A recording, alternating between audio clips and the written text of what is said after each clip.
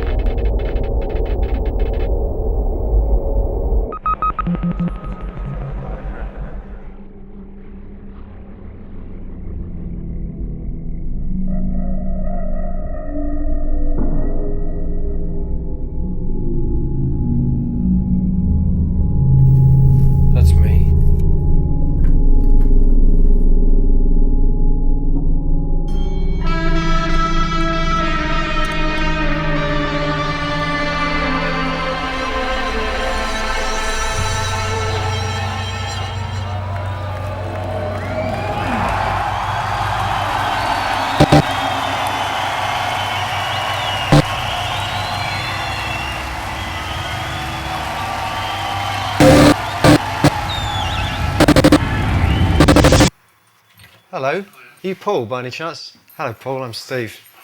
I used to go to school here a long time ago. It was from 78 to 85 and I was in Maxwell. They still have the same houses? Yeah. You can go in here, yeah? This is where I did my first ever concert performance. Wow. And it hasn't changed at all. And it was a school disco, 1980, and I was so nervous I couldn't stand up because my legs were shaking so much, so I just sat here on the side of the stage and played my guitar. I sat right here, shaking like a leaf, and I had a microphone. I had to sing as well, and I couldn't stand to look at anyone, so I was like looking down all the time. I was very bad at sport, as you can imagine. You're either good at music or you're good at sport. I've never known anyone good at both.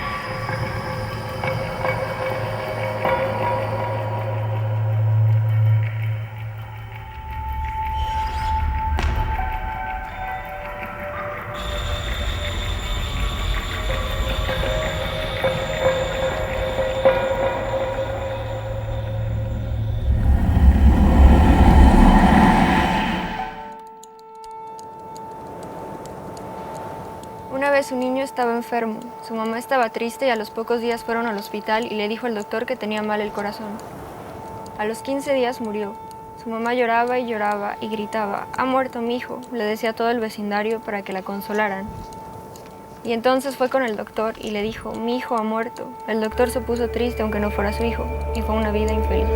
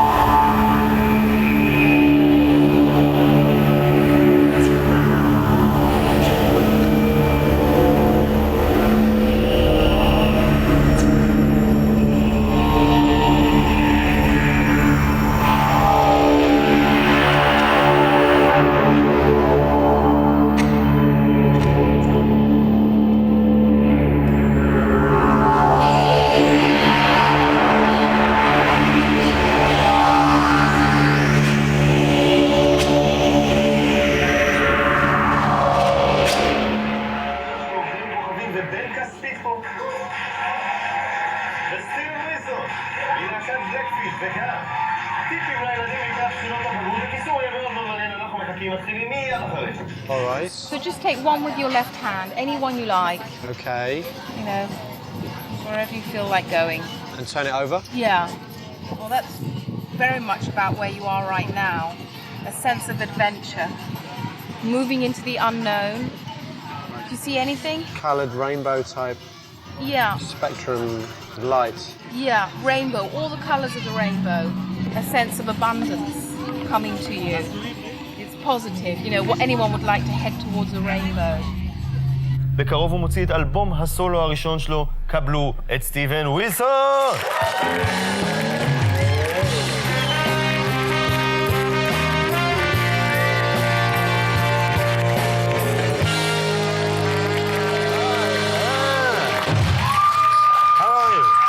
I'm good, man. It's Israel. I'm always good in Israel. You had a cameraman before with you.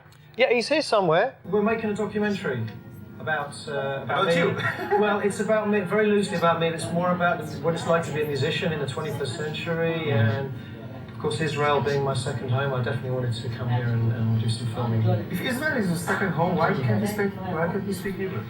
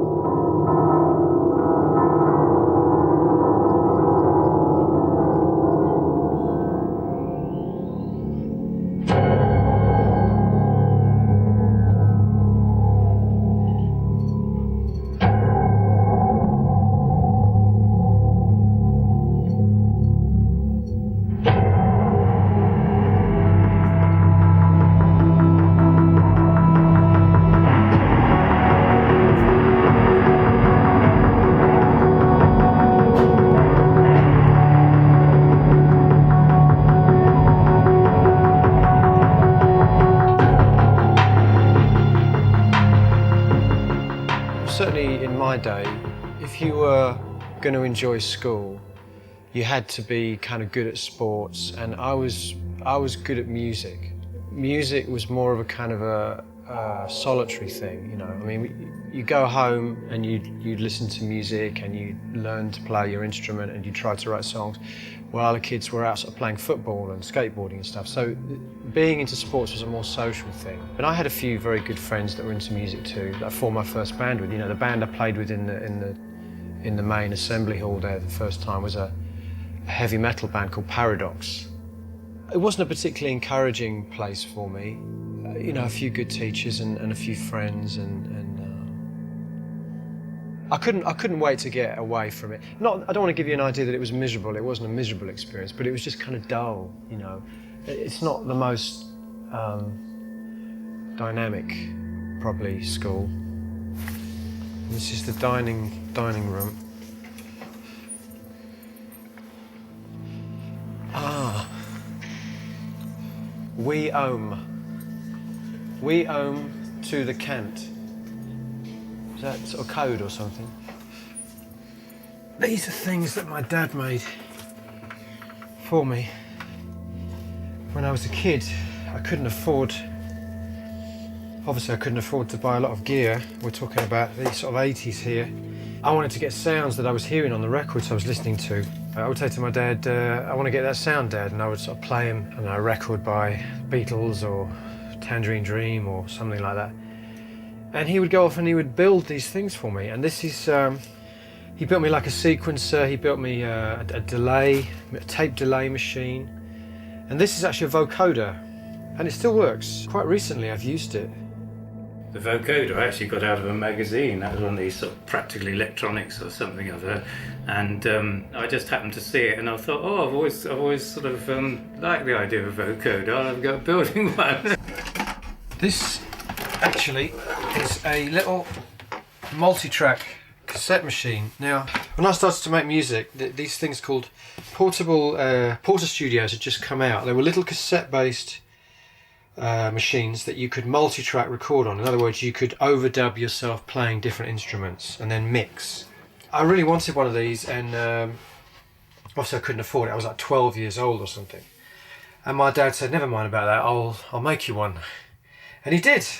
On the multi-track, little 4-track, you put a pitch control. Oh yes, so I did, yes. A really extreme one. I mean, you might get one that subtly allows you to, but yours was really extreme. Right. So I could use that while I was recording sounds to create really weird effects. Yes, I did. I didn't remember doing that.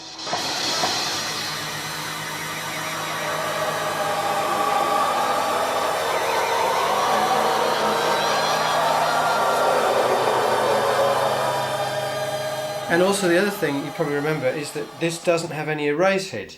Oh no, that's right. No, you had to use pre-blank tapes, didn't you? Yeah. So I had to basically, because it doesn't have any erase head, anything I recorded, if I got it wrong, I couldn't erase it. No. I had to start again. Or I could go over it again, Yes. but you would still hear the thing underneath too. Yes. Yeah. The gym. I didn't spend any time in there, don't I? In fact, I don't think I've ever been in that room. 5 years, 7 years I was here. Oh, blimey, look at that. I've got the lyrics written out by my friend Malcolm. Now, Malcolm was the guy that I originally dreamt up the ridiculous concept for Porcupine Tree with, and he wasn't a musician, kind of inspiring me to make this kind of music. So here we got his lyrics to a song called Towel, which I think in the end was an instrumental, and that's his speech from Yellow Hedgerow Dreamscape.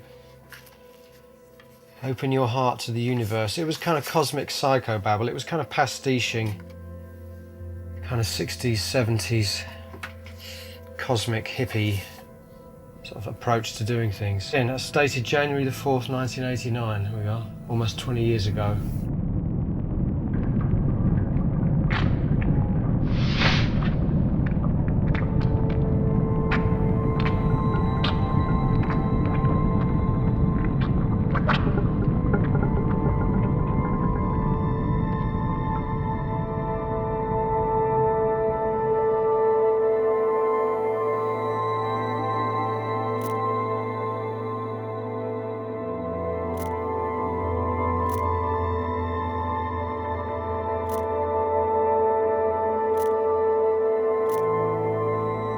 Look at this. This is the original SWHQ here. Oh, wow. See, obviously That's set brilliant. up for bass communion and stereo. That is brilliant. It is. Foghorn station. But look, it's got these giant things. It's obviously using pressurised air to get out the notes. It's fantastic. And then I got a shot of an in-between one as well. Postcard fairs.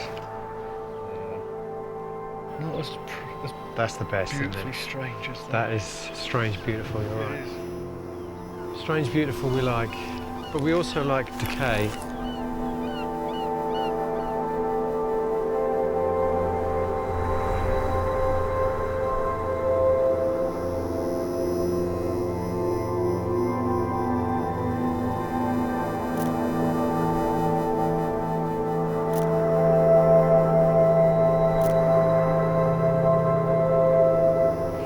Nuclear is just a blip in history, really. Hey look, here comes the train. Oh yeah.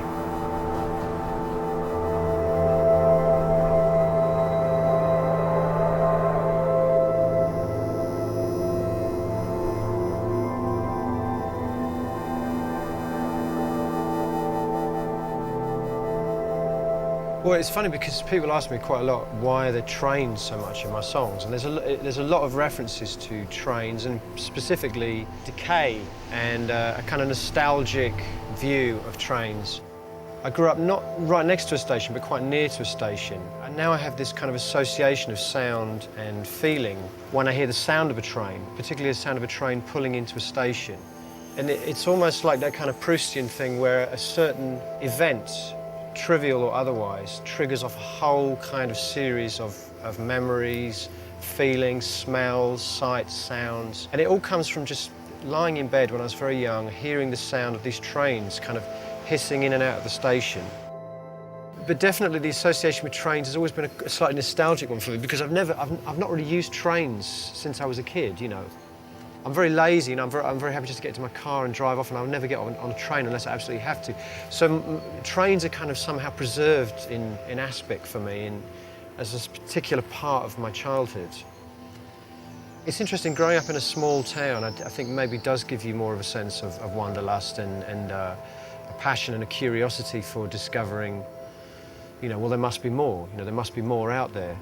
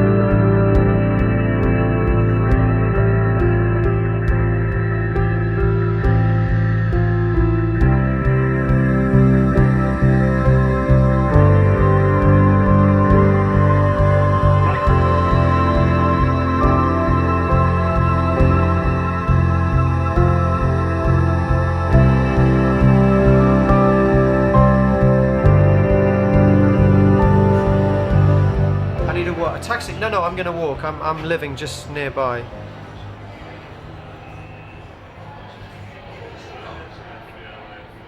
I haven't decided which song yet.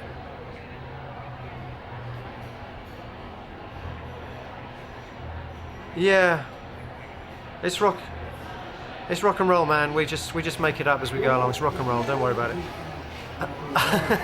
Okay. Ladies and gentlemen, from the UK, Stephen Wilson.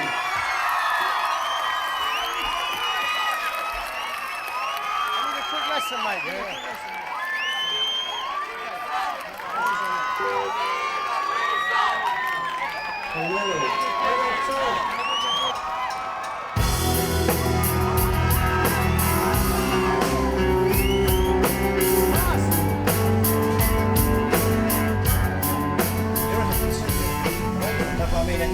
Love. I can't get excited by an age where all music is just like a piece of software that you download into a little thing like that, and then I can't. Yeah, but I can't get excited about the you know. I still love to collect But I still have to buy albums and stuff, you know, and see artwork and collect and file, you know, alphabetically, chronologically. Redemption song. Okay, all right. So, I love this man. You see, this guy. The Duckies. He's my Schindler List of Why me. don't we just change he our took name to an the Israeli Duckies? musician and took me out from Israel, like Schindler List, you know, the film. Yeah. I'm the Oscar Schindler. Yeah. So you want like a breakfast? Yeah. Yeah, let's go and. Okay.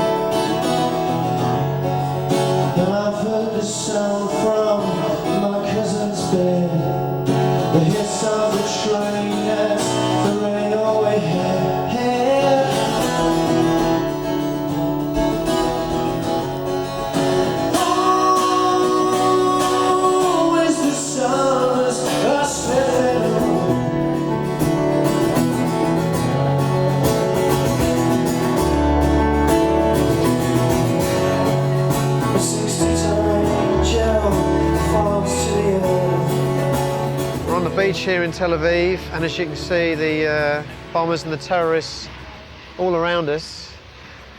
I think a lot of people are terrified about the political situation here, but I've been here maybe 50, 60 times over the last 7 years now.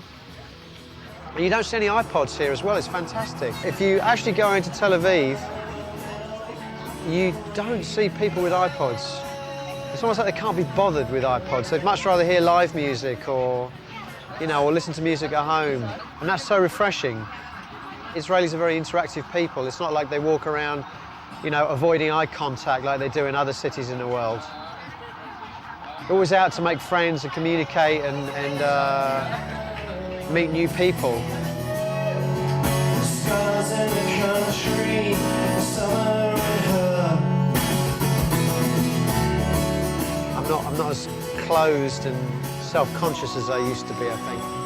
It's the one place that's changed me more than anything else. In a good way, I think.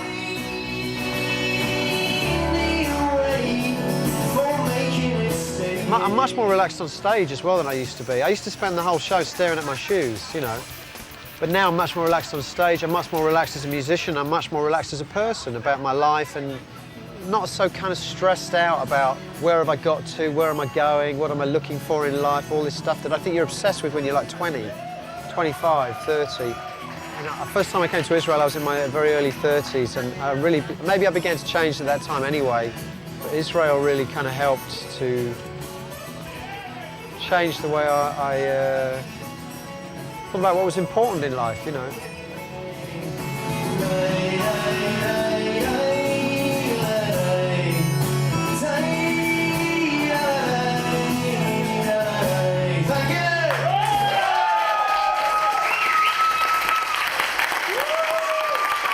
The most important thing for me, well, there's two important things. One of them is to feel like you've left something behind of some kind of legacy behind of some importance and significance. I'm talking about, I'm talking about the work now.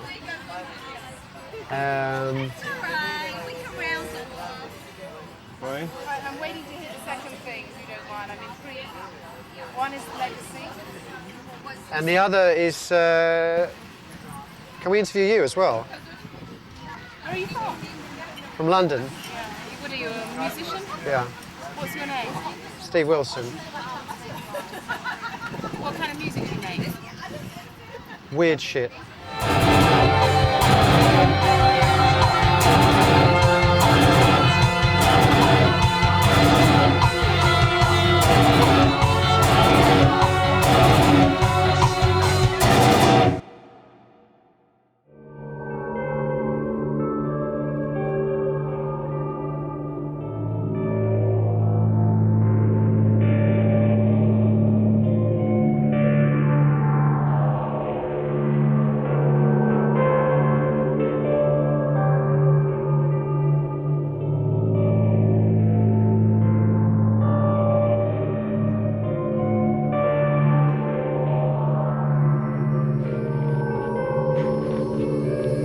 Press the little button on the side. Yep.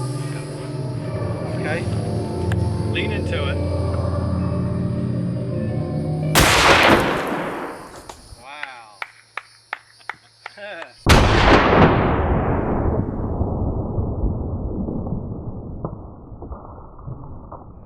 Whoa, whoa. Do you really think you need to put that in the lyrics? Well, you know, some people, they, This song seems to be called Cheese. I like that.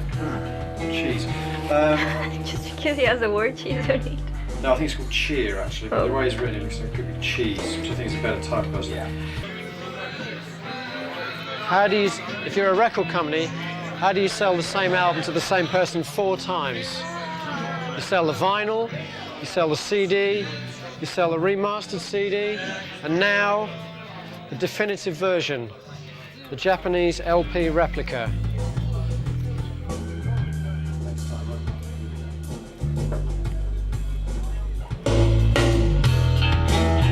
No, it's crap. And again, mate, sorry. The Fairy Symphony. How prog is that? Can you imagine anything more prog than an album called The Fairy Symphony? It's got to be good, right? Oh, yes. Been looking for that one. It's hard to find now, that one. Caravan in the Land of Grey and Pink. It's hard to find this one in this format.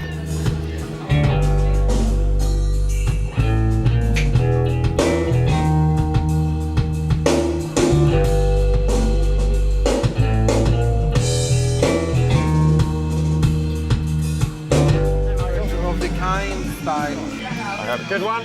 Oh, very good. I have that too. This one, it's a good record. I like this. It sounds like a fairy tale. It's a very strange record. I like it. No, I like it a lot. It's got Mike Oldfield on it. I think I have another one with him. That's also Fine Old Tom. This has Mike Oldfield on it. He's not credited. I love these Japanese. That's not with Sunny Danny. No, but it's a great record. It's okay. Sloth, this is an amazing track. Sloth, yeah.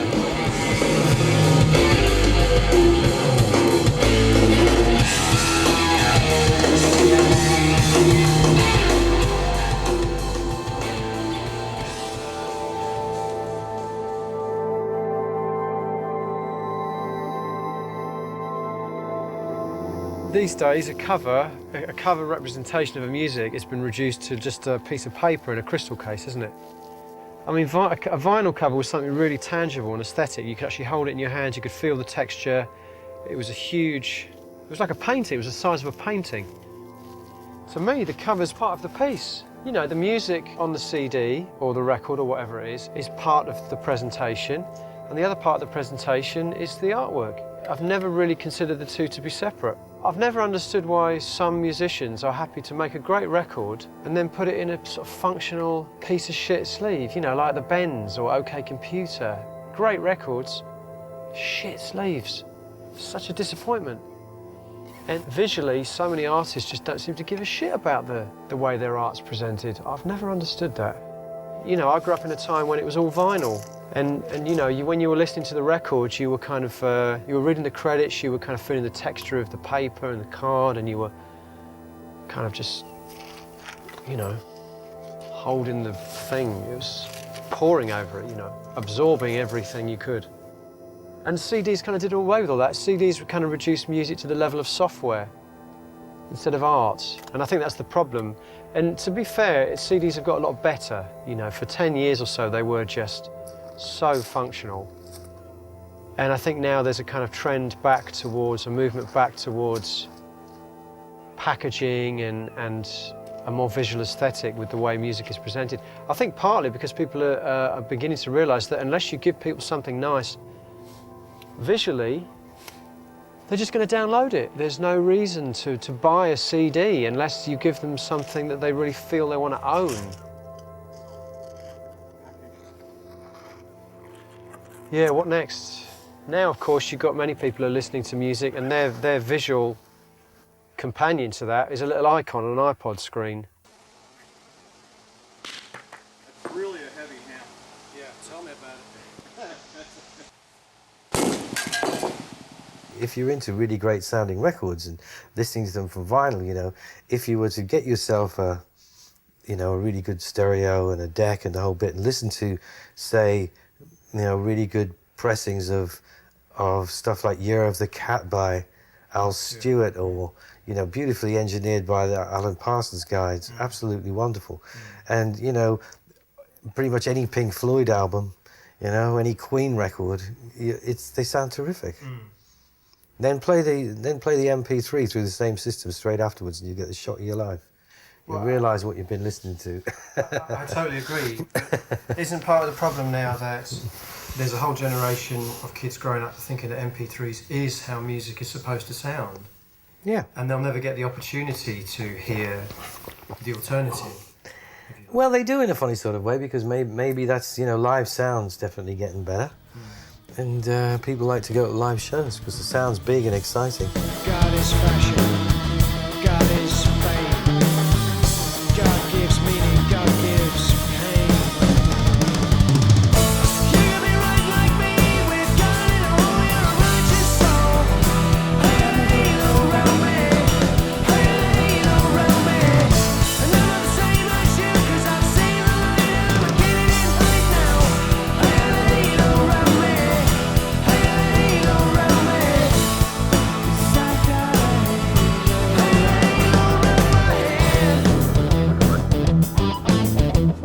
Actually prefers the music they get through their headphones to the sound produced on CD and vinyl. The theory from Stanford University in California has outraged music purists, including the British Grammy-nominated musician Stephen Wilson. Such is his fury that he's captured his violent loathing of MP3 players on camera. Stephen is with me to explain why. Why do you think the old iPod is the devil's plaything? Well, there's three basic issues for me. The first reason is the quality is very poor. For me, it's like the equivalent of looking at a photocopy of a beautiful painting. It's a very compressed, convenient way of listening to something that actually should be listened to at the highest possible level. It's a piece of art, after all.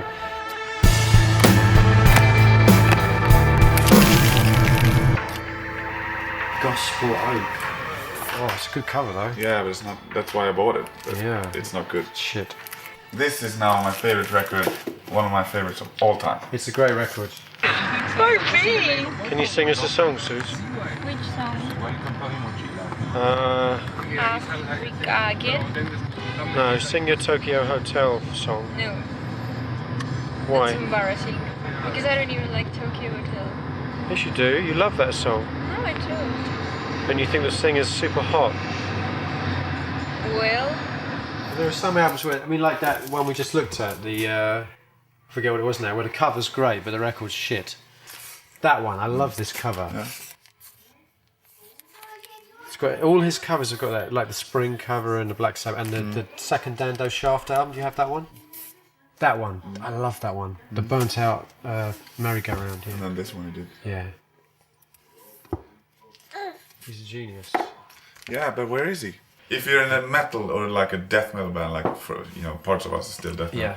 You're in a way your taste is kind of limited to dark type pictures. Yeah, dark. Yeah, but why are so many metal covers so extraordinarily cliched and tasteless? Because that's what the audience wants. Is it that? Is it the audience driving? Usually, if you hear a band that you like musically, usually they have a kind of design for their albums that you like too. At least that's the case for me. Well, normally I would say that's true, but with metal bands, it's hardly ever true. No, because there's not many good metal bands. It's the fun. Yeah, which is such a cliche. Now, is it because that's what their audience want, or is it just because they haven't got any other ideas? I think we don't do any. Our pictures, they're the same. We like bumps, because I can, like for photo sessions when I don't know what type of photos a metal band should have, but what I see is like this. Yeah. Every Metal Hammer cut, Yeah. Yeah, it's the cliche, you know, and I can't do that. Yeah. I've done a few and I just see, and I see those pictures, I see in my eyes, I'm suffering. I just did a photo session with Angela from Arch Enemy for a cover of a magazine. And she went with I was standing with a sword. like this. Oh, that one's going framed on my wall. And it was like almost like from the bad news. Yeah, Warriors. You got to look mean. That's what I felt like.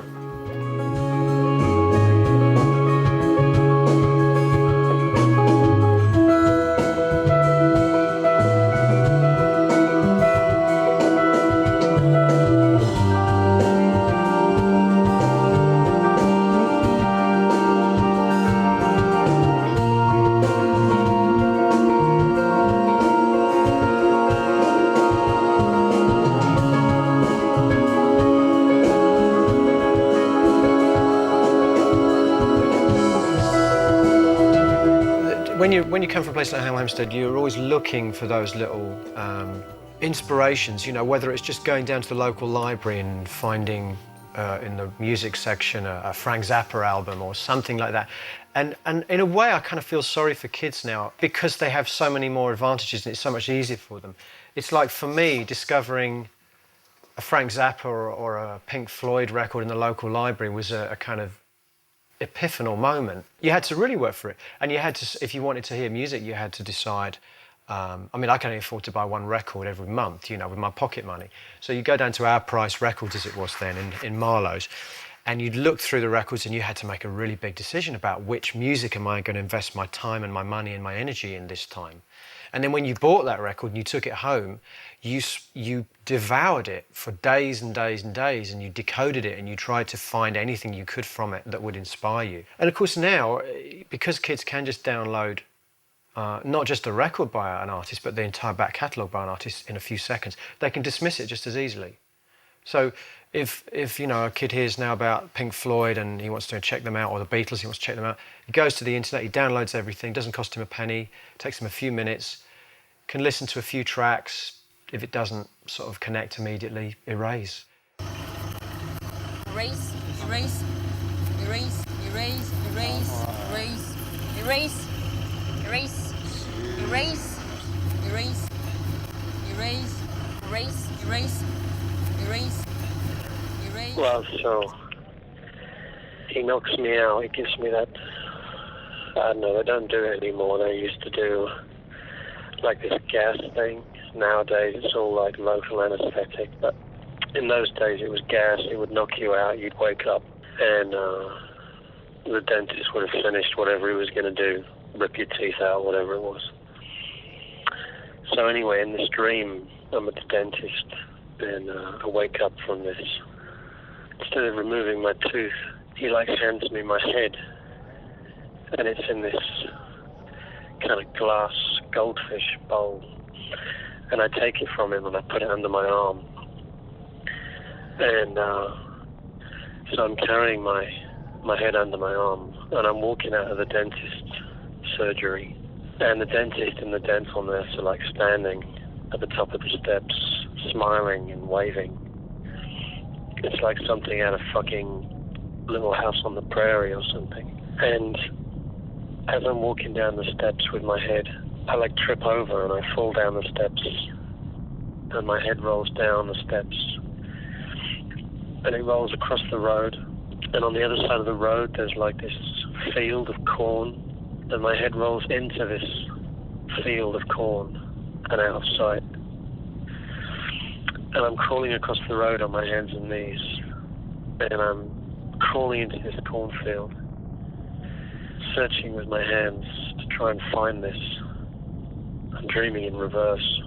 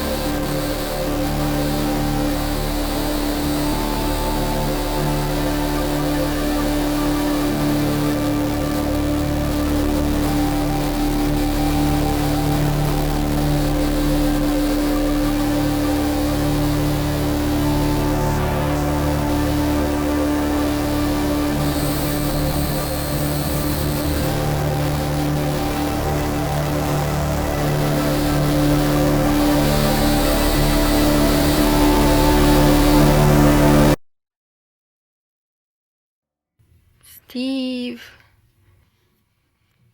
Steve, ¿qué estás haciendo?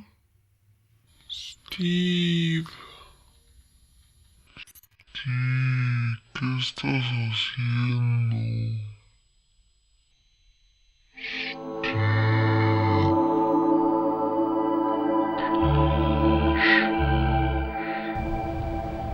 I don't know what me is. I don't know what, it's like David Bowie said, I don't really know what the real David Bowie is myself. And I think, I don't know what real me is either.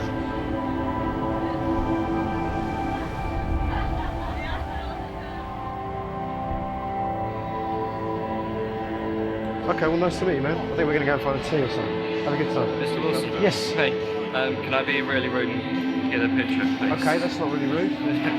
Excuse me? Yeah. Can you get a picture, please?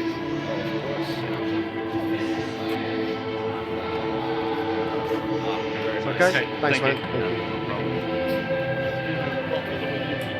Okay, last one, then we're going to get some tea. Thank you. Okay, very much. Thanks, enjoy.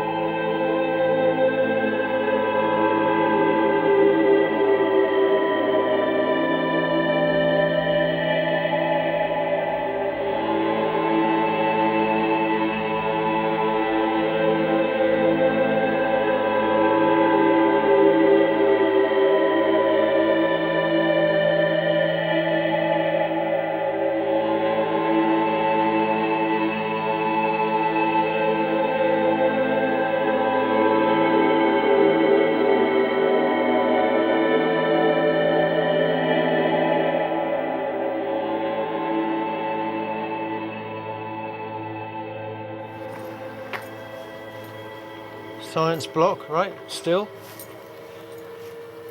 Design and technology, yeah. And what do they do with this block now? It's an IT block. Okay, because it used to be called the inquiry block when I was here. And I never really figured out what inquiry was. This is basically a civilization now that kind of amused itself to the point of catatonia almost. And that's why we have programs like American Idol and Celebrity Big Brother and I'm a Celebrity, Get Me Out of Here and this kind of stuff. It's become mind-numbing, really. And music now has been reduced, particularly with the whole kind of American Idol, Pop Idol thing. Music has been reduced to this kind of charade where people who really should be doing, you know, if they're musicians at all, they should be singing on cruise ships or in wine bars. You know, that's about the level of creativity they have. But instead, they're being elevated to this level of you know, music icons, music superstars, and inspiring a whole generation of people after them to aspire to that too. That the most important thing in life is to be famous. The whole thing about American Idol is it's almost a way for the music business to regain control of music, of pop music, because they were really losing control of it. I mean, if you think back to the kind of post-grunge sort of Nirvana era, when a lot of the most important rock music again was coming out of independent labels, kids making music in their bedroom. And the way the major music business, the big record labels, found to kind of regain that ground was to create this, literally create, manufacture. I mean, they've always manufactured, you know, bands in the past. If you go back to the Bay City Rollers and stuff like that, they've always manufactured music, but at least they were a little bit more subtle about it. They tried to perpetuate the myth that these bands actually had you know, come together through their own volition and created and written their own songs. Now they don't even pretend. They actually put the whole charade up on the screen for you and say, look, we're manufacturing this. This is a complete fake, and you're still going to buy it.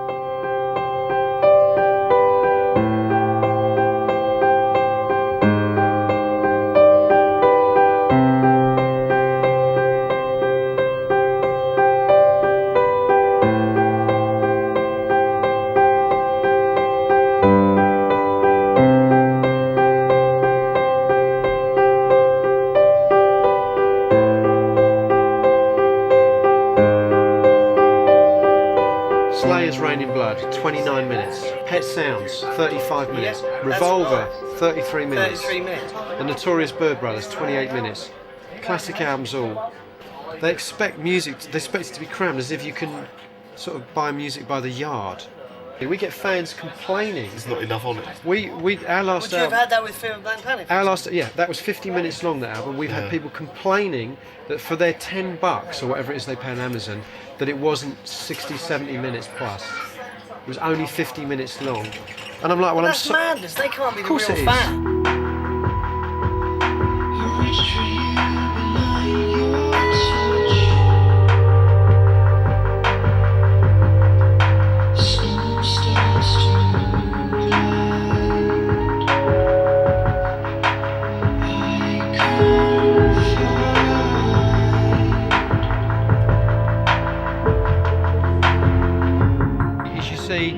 Kids listening to music off their fucking phone. I saw some guy standing at a bus stop the other day listening to... What do you think of it? I mean, for goodness sake. MP3 off this little... Oh my God. That's the most tragic of all. But you know what? I think you're right. This music, in the 70s and even in the 80s when I was growing up, music was the #1 way that you would use to define your personality as distinct from your parents' personality.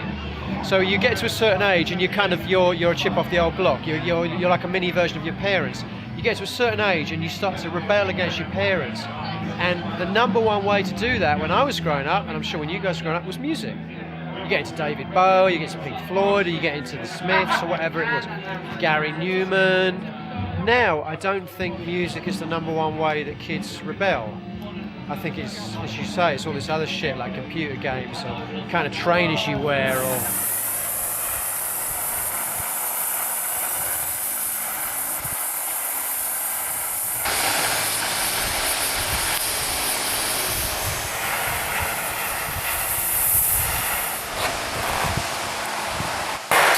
That's what I was wondering about.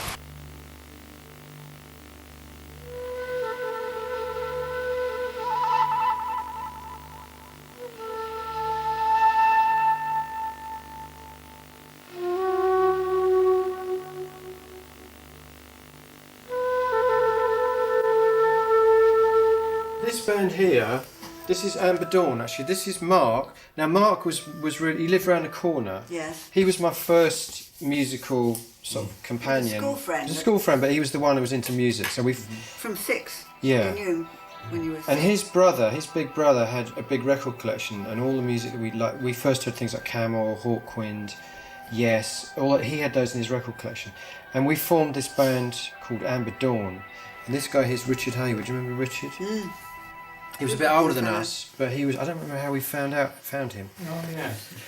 But yeah, this is Mum's dining room, which permanently had Mark's drum kit set up in it. We had the shed down there then, and we had complaints from neighbours then. It was a bit too much. One day they performed in the garden when we were out, Yeah, and that's right, a friend of mine round the corner said, "We didn't think you would let that happen, Maureen. Must have heard it for miles around." First it was Paradox, which is the heavy metal band. Then I had Amber Dawn, which is very short-lived, and then it was Karma.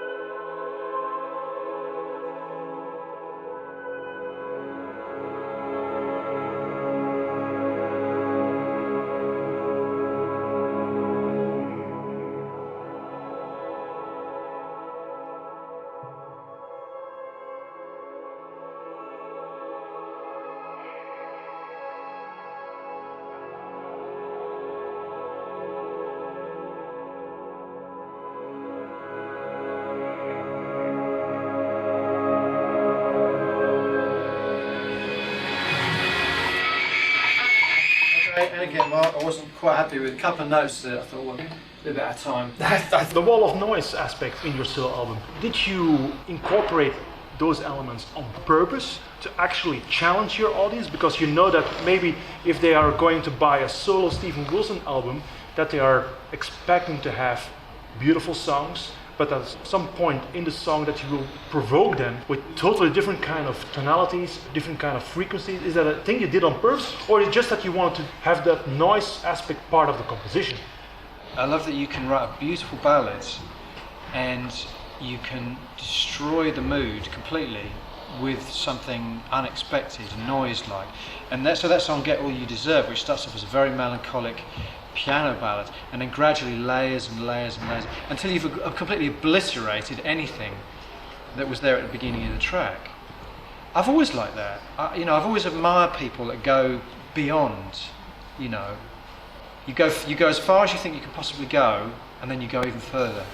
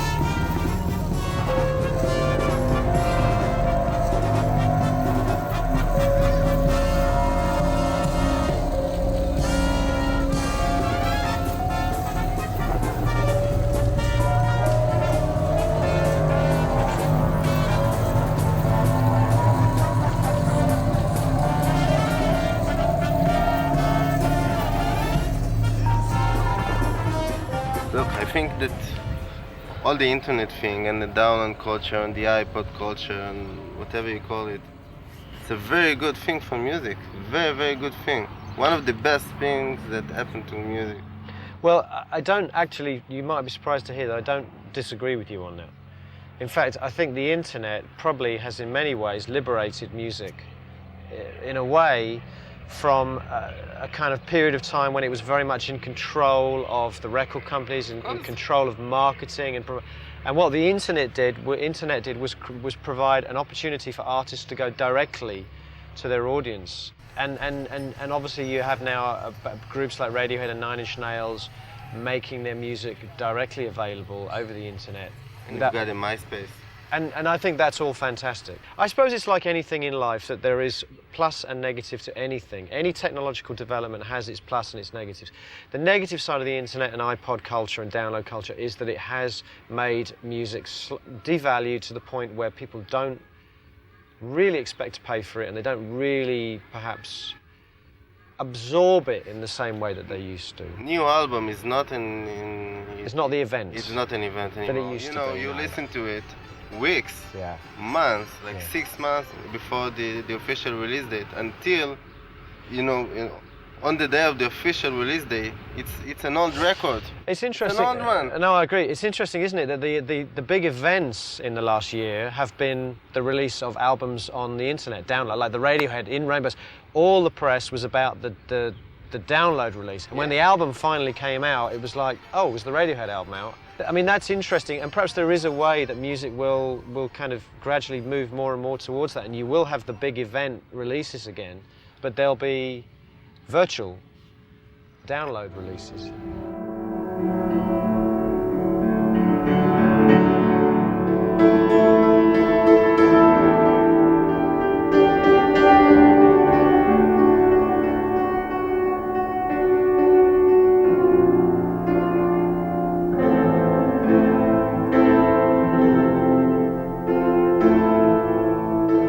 I used to wish I was born 20 years earlier, because I think in many respects, the golden era of music for me still, the late 60s and the 70s.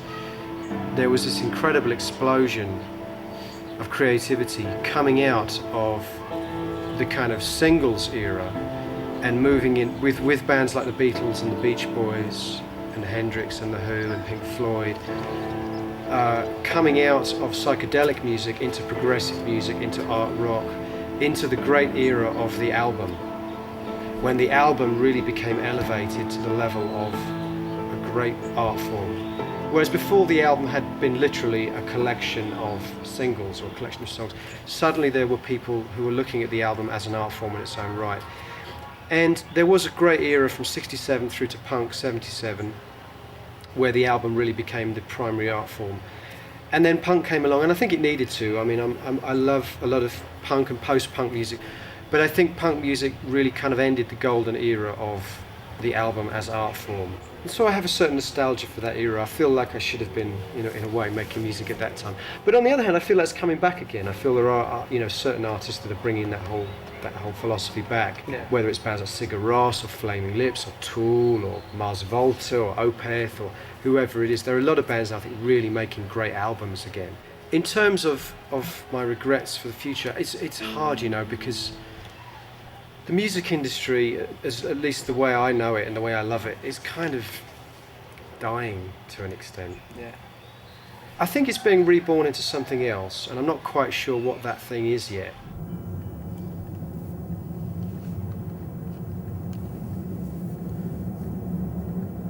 Holy Mother of the simple one,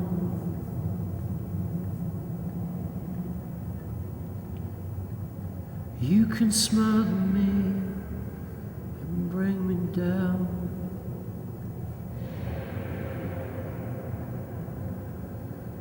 You betray your thoughts.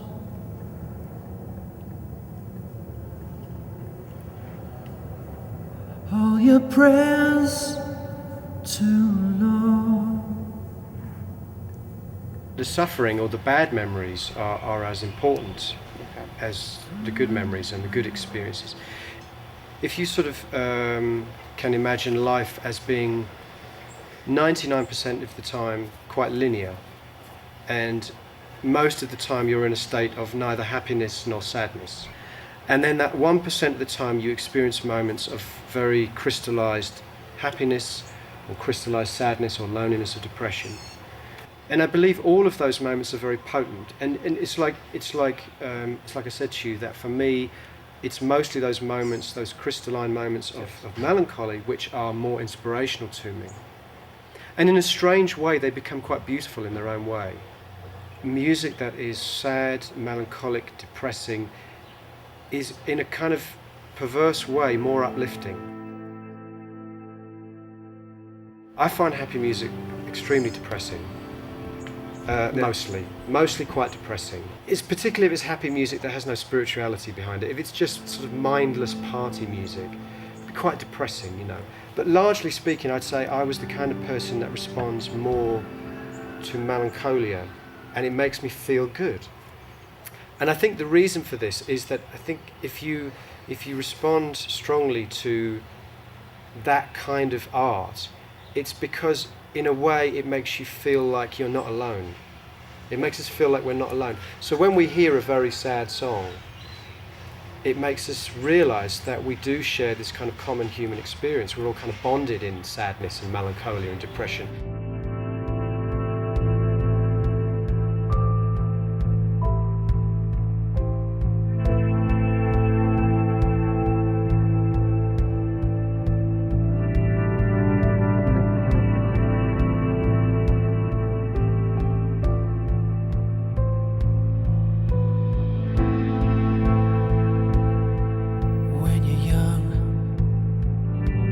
You're sleeping.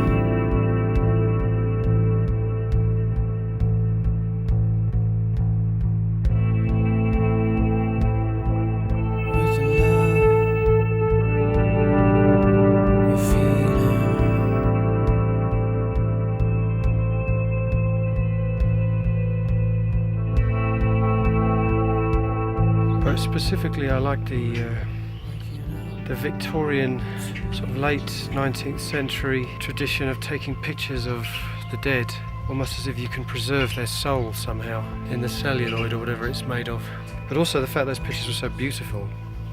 They were actually pieces of art. It wasn't like some cheesy B-movie horror image. It was something actually quite beautiful and peaceful. And in fact, when you looked at those pictures for the first time, you didn't realise the babies were dead at all, the children were dead. It just looked like they were kind of in repose or in sleep. But you knew something was not right. Then when you looked closer, you realised what it was. I don't know, it's one of the things that scares me about having children.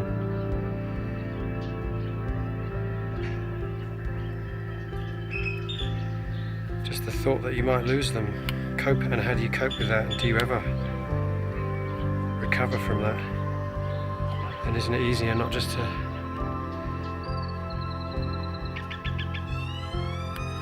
not have kids at all, you know?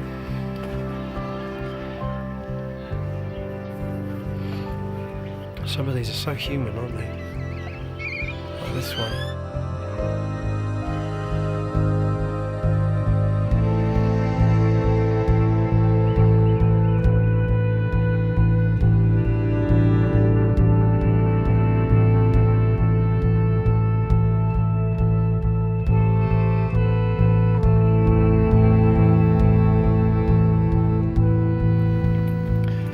They don't have blackboards anymore. It's all gone high-tech, wipey things. Oh, really? Political correctness gone mad. This is the sports field where I regularly got myself kicked to pieces. When I came here in 1978, I was really a big football fan. I love football. And so my parents, of course, sent me to a school where they played rugby. And I got the shit kicked out of me.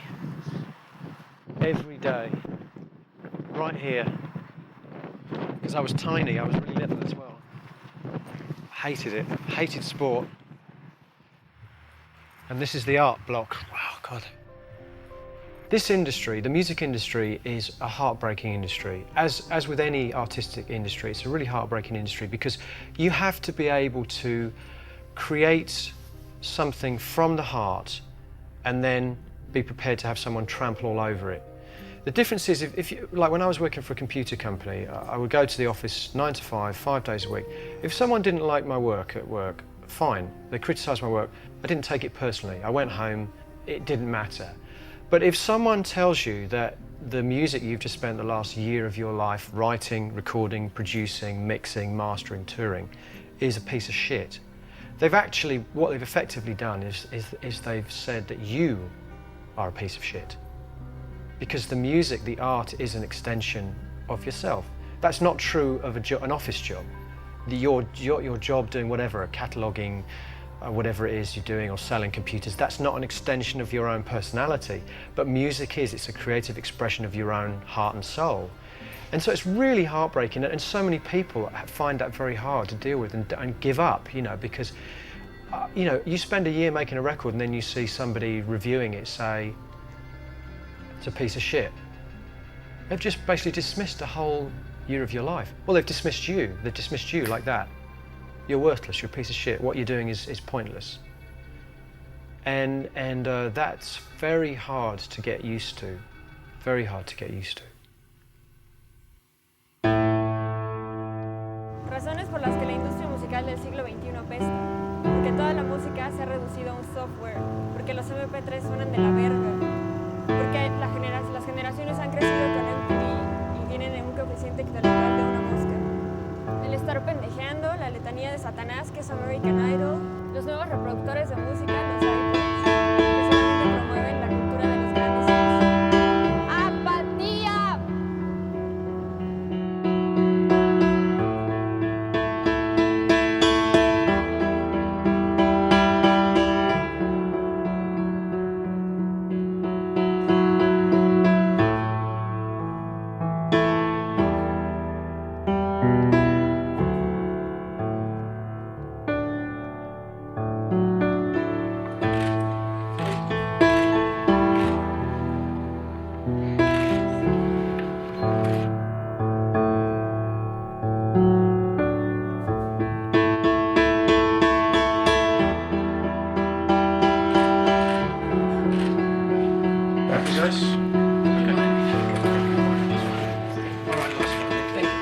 there was times when I realised I was doing things for the wrong reason. I was doing things in order to please other people and not myself. And I do believe very strongly that being a true artist means, in fact, being incredibly self-indulgent and incredibly selfish about what you do. And that self-indulgence and that selfishness is what separates for me an artist from an entertainer. And that's been really my rule for the last 10 years at least, but more than that really. Since Flowermouth, that album, when I really realised that I felt sick at the idea, I felt physically ill at the idea of making music that I didn't believe in.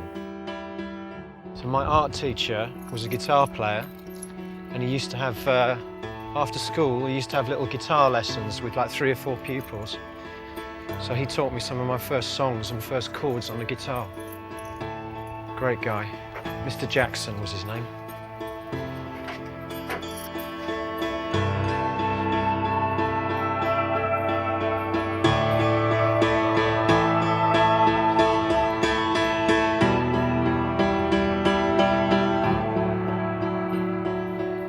And there's a guitar as well. He doesn't still work here, does he, Mr. Jackson? It's amazing how everything seems so small, you know. Kind of you remember it as being your whole world. You come back and the rooms are tiny.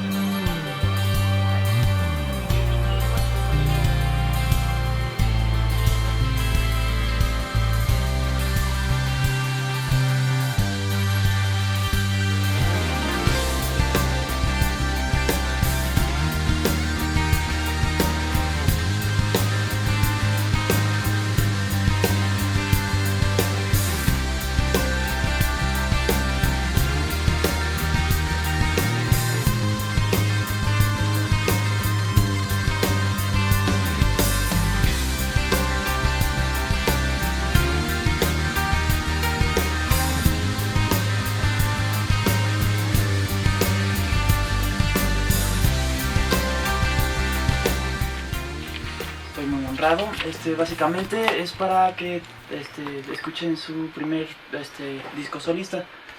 Que avance más. Que avance más. Go ahead. Again. Some of you might be wondering why I would make a solo record and what's different about my solo record that you haven't already heard from my other projects. And hopefully that will become obvious when you hear the record. There you go. That's better.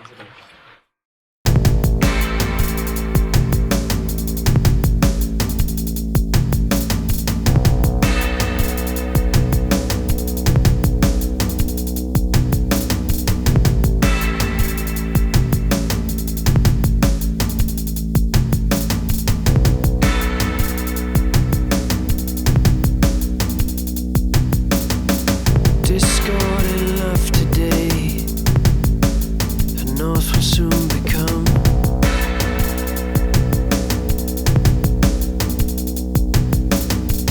I lost too much today, so myth will now become.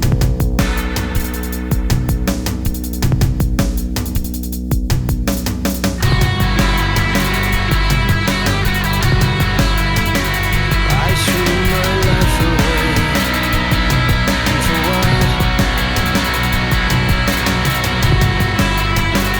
I blew my chances too. I see the bitter truth. How did I